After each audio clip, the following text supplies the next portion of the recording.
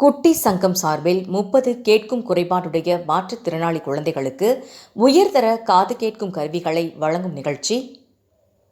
சொந்தத்தில் திருமணம் செய்யாமல் இருந்தால் மாற்றுத்திறனாளி குழந்தைகளின் எண்ணிக்கை குறைக்கலாம் என பிரபல மருத்துவர் அறிவுரை.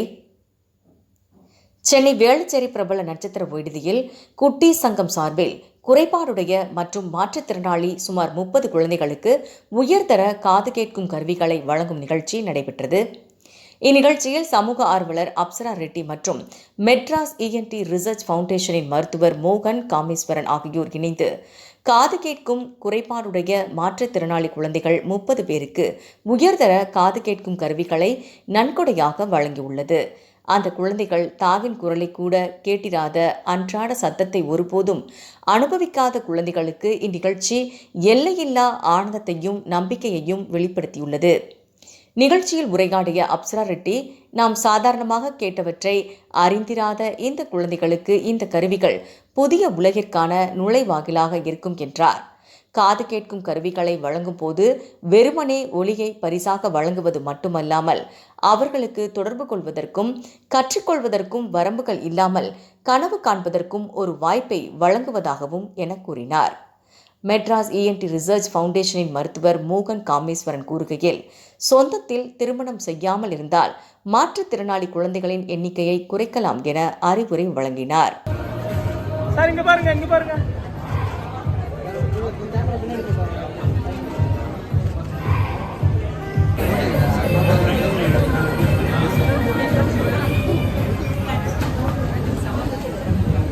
I do not know whether you did it deliberately, but you have put up time this better because last week was the World Disability Week.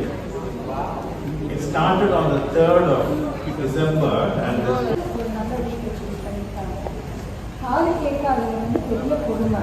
அது டபுள் ட்ராஜடி. ஒன்று யாரோட சிம்பத்தியும் இருக்காது, இன்னொன்று காதை கேட்காது. அதனால யாரோட சிம்பத்தி பண்ண போனதில்ல, உதவி செய்ய போனதில்லை. அவங்க காது கேட்டா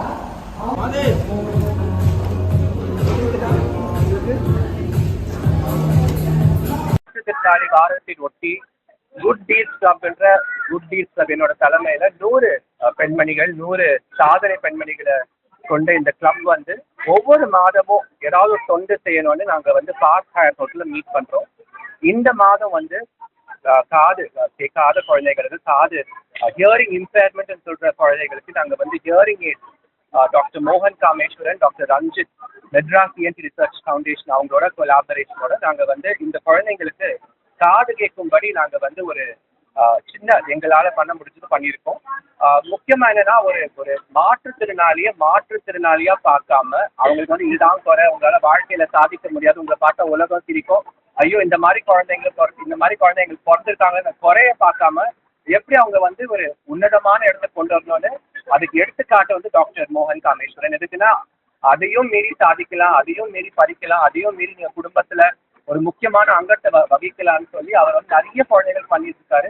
ஸோ அதனால அவரோட சேர்ந்த இந்த குழந்தைங்களுக்கு நாங்கள் ஹியரிங் எய்ட் கொடுத்துருக்கோம். முக்கியமான விஷயம் அந்த சோஷியல் ஸ்டிக்மா, அந்த டேபு, காது கேட்காத பசங்க சரியா படிக்க முடியாது, காது கேட்காத பசங்க சமுதாயத்துல சந்தோஷமா வாழ முடியாதுன்றது நம்ம மறந்துடணும். எல்லாருக்குமே சமுதாயத்துல வாழறதுக்கு உரிமை இருக்கு, அதுக்கான முறைகளும் இருக்கு. அந்த முறைகளை கற்றுக் கொடுக்கிற டாக்டர் மோகன் காமேஸ்வரருக்கு நன்றி சொல்ல கடமைப்பட்டிருக்கேன்.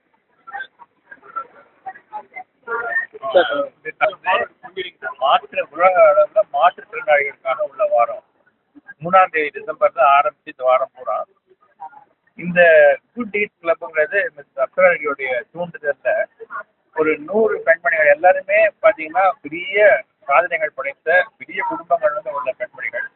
அவங்க எல்லாம் மாசத்துக்கு ஒரு முறை சேர்ந்து ஏதாவது ஒரு நல்ல காரியம் ஒரு சேரிட்டிக்காக அவங்களுடைய டைம் ஸ்பெண்ட் பண்ணி அவங்க பாக்கெட்ல பணம் போட்டு செய்யறாங்க. இந்த மாசம் அவங்களுடைய நல்ல எண்ணத்தினால 18 குழந்தைகள் 30 ஹியரிங் எய்ட் கொடுக்குறோம். உங்களுக்கு எல்லாமே உலக தரம் வாய்ந்த சிறந்த ஹியரிங் எய்ட், சாதாரண ஹியரிங் எய்ட் எல்லாம் உலக தரம் வாய்ந்த சிறந்த ஹியரிங் எய்ட். அந்த ஹியரிங் எய்ட்ஸ் எல்லாத்தையும் அவங்களுக்கு இலவசமா கொடுத்து அவங்களுக்கு எல்லா ஃபிட்டிங் எல்லாமே இலவசமா ரஞ்சித்துடைய தலைமையில இதெல்லாம் நடந்திருக்கு. இது ஒரு சாதாரண காரியம் இல்லை. 18 பேருக்கு வெறும் ஹியரிங் எய்ட் மெஷின் மாத்திரம் இல்லை, அந்த 18 குழந்தைகளுடைய வாழ்க்கை மாறப்போகுது, அவங்களுடைய எதிர்காலம் மாறப்போகுது, அந்த குடும்பங்களுடைய எதிர்காலம் மாறப்போகுது. இது வந்து ஒரு 1000 காலத்து பயிர். இதை வந்து இலவசமா லேசா சொல்லி பிடிக்க முடியாது. காது கேட்கலன்றதுனால ஒரு குழந்தைக்கு 2 பாதிப்பு. ஒண்ணு அதனுடைய வாய் பேசாது, மொழி வளர்ச்சி போயிடும். 2வது அதை விட முக்கியம், ஒரு நல்ல ஒரு அப்துல் கலாம் ஆக போற பிள்ளையை நம்மளே மக்காக்கிடுவோம். அறிவு வளர்ச்சிங்கிறது செவி வழிதான். அதனால்தான் செல்வத்துள் செல்வம் செவி செல்வம்னாரு வள்ளுவர். ஸோ காது கேட்கலன்னா ஒருத்தருடைய அறிவு வளர்ச்சி குறைஞ்சு போயிடும். இது எல்லாத்தையும் சரி பண்றது இந்த ஒரு சின்ன செயல் போதும். இவங்க வந்து நான் எப்படி பாராட்டுறது எனக்கு சொல்லு. இதுவாக என் மனசு தெரியல, எனக்கு மனசு கூட நிறைஞ்சிருக்கு. இந்த பெண்மணிகளுக்கு வந்து நல்லா அவங்க குடும்பங்களுக்கும் இன்னும் பல பல சிறந்த காரியங்கள் செய்யறதுக்கு உண்டான சக்தியா இறைவன் தான் கொடுக்கணும். எல்லாருக்கும் நன்றி. சிறுகுழந்தைகள் வந்து இந்த பிரச்சனையால இப்பொழுதே பாதிக்கப்படுவதற்கான காரணங்கள் நம்ம அது ரொம்ப நீங்க கேட்ட கேள்வி முக்கியமான கேள்வி, நல்ல கேள்வி கூட. நம்மளுடைய சொசைட்டில தான் உலகத்திலேயே அதிகமா வியாதி கேடாண்மைங்கிறது இந்தியாவில தமிழ்நாட்டில் தான். உலக அளவுல பாத்தீங்கன்னா 1001 குழந்தைக்கு வியாதி கேடாண்மை ரொம்ப சிவியரா இருக்கும். இந்தியாவில் அது டபுள் மடங்கு, 1000ல் 2.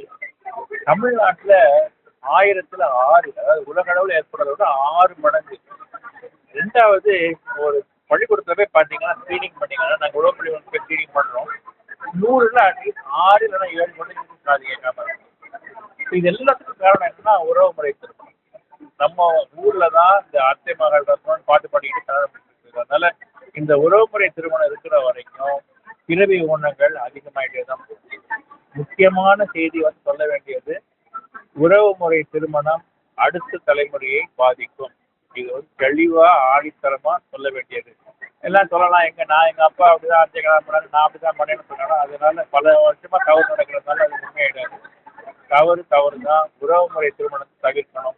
அப்பதான் அடுத்த தலைமுறை நல்ல செழிப்பா இருக்கும். வந்து பார்த்தீங்கன்னா உறவு முறை திருமணத்தோட தடுப்பு நினைக்கிறீங்க. இந்த பிரச்சனையை வந்து பார்த்தீங்கன்னா உடல் உபாதைகளால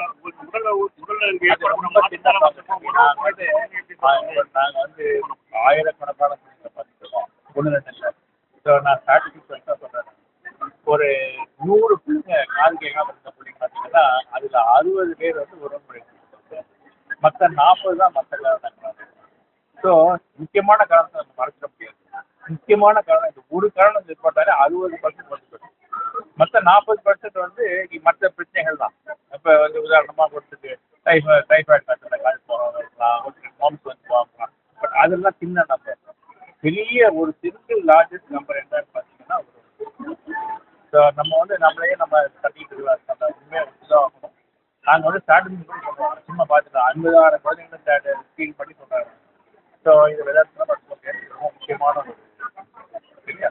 உங்க நேம் என்ன? நான் மோகன்.